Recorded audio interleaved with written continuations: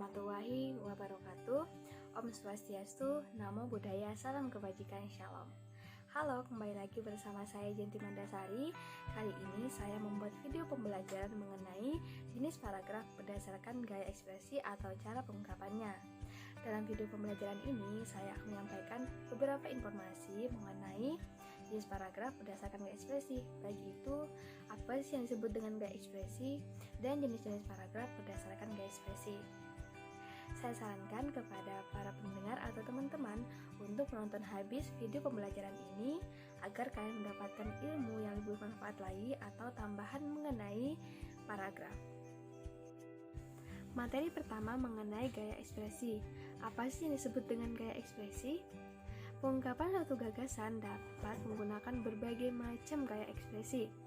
Dari kata gaya ekspresi bukan berarti menggunakan bahasa tubuh ya teman-teman. Hal yang terpenting, suatu gagasan dapat menggunakan gaya ekspresi itu sesuai dengan tujuan komunikasi yang akan disampaikan. Contohnya, tujuan kita adalah untuk menggambarkan hal yang ditulis oleh si penulis. Tapi kita menggunakan jenis paragraf yang tujuannya untuk menjelaskan gitu ya. Nah, itu hal yang tidak sinkron gitu ya dengan tujuan awal kita yang dimana kita ingin menggambarkan, tetapi yang kita gunakan adalah untuk menjelaskan gitu ya. Nah, untuk lebih lanjutnya, jenis paragraf ini dalam gaya ekspresi itu ada 5. Yang pertama itu ada paragraf narasi, yang kedua ada deskripsi, yang ketiga argumentasi, yang keempat itu ada eksposisi, dan yang terakhir itu ada persuasi. Paragraf yang pertama adalah paragraf narasi. Narasi merupakan gaya pengungkapan yang tujuannya adalah menceritakan suatu kejadian atau peristiwa, baik itu fakta maupun fiksi. Jadi narasi ini tidak selamanya menceritakan hal-hal yang benar-benar pernah terjadi, tetapi juga menceritakan hal fiksi gitu atau khayalan si penulis. Maksud dari narasi ini atau paragraf narasi ini adalah memberikan kesan kepada pendengar maupun pembaca terhadap peristiwa yang ditulis oleh si penulis atau yang dirasakan oleh si penulis. 3 unsur pokok dalam paragraf narasi itu, yang pertama adalah suatu kejadian. Nah, kejadian ini kan biasanya berisi peristiwa yang dialami oleh si penulis atau kekhayalan dari si penulis terhadap suatu kejadian atau peristiwa. Yang kedua adalah tokoh. Tokoh ini biasanya kan hal yang berperan dalam suatu tulisan gitu yang ditulis oleh si penulis gitu ya. Nah, tokoh ini kan biasanya ada tritagonis, antagonis maupun protagonis. Selanjutnya adalah konflik. Konflik ini biasanya masalah-masalah yang ditulis oleh si penulis yang tujuannya untuk menarik perhatian si pendengar maupun pembaca untuk selanjutnya bisa membaca terus-menerus mengenai apa yang ditulis oleh si penulis. Narasi dibedakan lagi menjadi 2. Ada narasi berdasarkan tujuannya dan narasi berdasarkan informasinya. Narasi berdasarkan tujuannya itu ada 3. Yang pertama adalah narasi ekspositori, berisi penyampaian informasi yang tepat terhadap suatu peristiwa dengan data yang akurat yang tujuannya adalah menambah pengetahuan si pendengar maupun pembaca. Yang kedua adalah narasi artistik, berisi penyampaian amanat yang terselubung atau yang tersembunyi terhadap suatu cerita yang ditulis oleh si penulis yang tujuannya agar si pendengar maupun pembaca ikut merasakan apa yang ditulis gitu ya.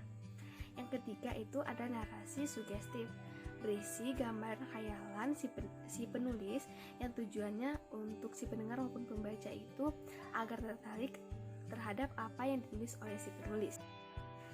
Narasi berdasarkan informasinya ada 2, yaitu narasi fakta dan fiksi.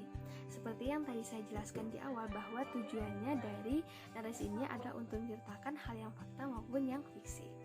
Narasi fakta ini adalah narasi yang menceritakan hal-hal yang memang pernah terjadi. Misalnya saja biografi dari R.A. Kartini itu dijelaskan atau diceritakan dari awal dia lahir sampai dia wafat gitu ya, dengan jelas dengan peristiwa yang memang pernah terjadi. Yang kedua adalah pengalaman. Kalau pengalaman itu memang hal yang sudah pernah terjadi oleh si penulis, jadi diceritakan kembali dalam bentuk tulisan. Yang kedua adalah narasi fiksi. Nah, berbeda nih dengan fiksi, narasi yang biasanya berupa khayalan-khayalan si penulis, yang tujuannya biasanya memperindah dari terhadap apa yang ditulis gitu ya. Jadi tidak benar-benar terjadi di dunia nyata gitu. Contohnya saja misalnya cerpen, cerita pendek, novel, dan cerita bergambar. Paragraf yang kedua adalah paragraf deskripsi. Deskripsi berisi gambaran mengenai suatu objek atau kejadian yang sejelas-jelasnya terjadi. Tujuan dari paragraf deskripsi ini adalah memberikan kesan kepada pendengar maupun pembaca seakan-akan mereka merasakan terhadap apa yang ditulis oleh si penulis. Contohnya ketika kita ingin menggambarkan seseorang yang sedih, biasanya dengan raut wajah gitu ya, raut wajah yang murung, yang kelihatan sedih, atau dengan kejadian-kejadian yang bisa membuat si tokoh itu menangis atau membuat si tokoh ini merasakan kesedihan gitu. Itu termasuk suatu penggambaran atau deskripsi terhadap suatu cerita. Paragraf yang ketiga adalah paragraf eksposisi. Dalam paragraf ini, tujuannya adalah memberikan informasi agar si pendengar maupun pembaca mendapatkan pengetahuan yang luas. Nah, informasi tersebut dapat berupa amalan-amalan yang terselubung yang dapat kita ambil hikmahnya, ataupun informasi-informasi yang belum pernah kita ketahui. Dengan kita membaca atau mendengar suatu cerita gitu ya, dapat kita ambil suatu informasi-informasi yang penting gitu. Nah, untuk ciri-ciri paragraf eksposisi ini ada 4. Yang pertama adalah bersifat non-fiksi. Yang kedua adalah gaya penulisan informatif. Tujuannya itu tidak bermaksud untuk mempengaruhi, dan fakta dalam suatu tulisan ini digunakan sebagai kontribusi dan mengkonkretkan informasi. Paragraf yang keempat adalah paragraf argumentasi. Argumentasi artinya adalah pendapat.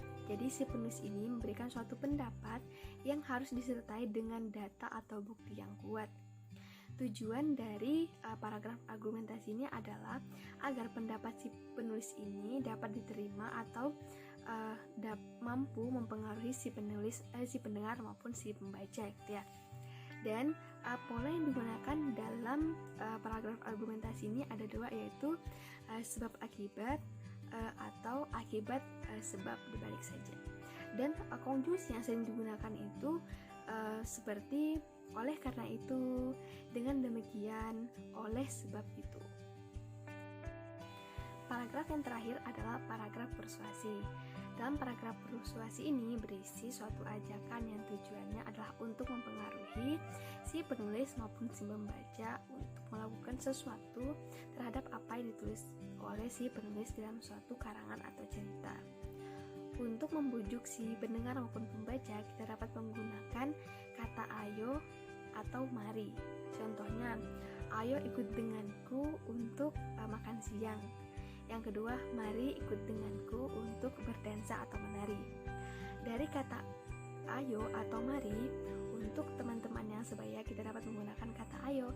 Tetapi untuk teman-teman atau orang-orang yang lebih tua daripada kita atau yang lebih dewasa daripada kita dapat menggunakan kata mari agar lebih sopan. Baiklah, kita berada di slide terakhir dengan kata ucapan terima kasih. Saya ucapkan terima kasih kepada teman-teman yang sudah menonton video saya ini secara lengkap ya. Saya tadi menyarankan kalian menonton secara lengkap agar ilmu kalian tidak setengah-setengah gitu ya. Dan untuk teman-teman yang ingin bertanya lanjutan dari video pembelajaran saya, kalian boleh chat saya di IG gitu ya. Namanya ada di atas saya gitu. Dan saya sarankan kepada teman-teman untuk tetap menjaga kesehatannya. Akhir kata, wassalamualaikum warahmatullahi wabarakatuh. Terima kasih. 我们一起学猫叫，一起喵喵喵喵喵，在你面前撒个娇，还有喵喵喵喵喵，我的心脏蹦蹦跳，迷恋上你的坏笑，你不说爱我。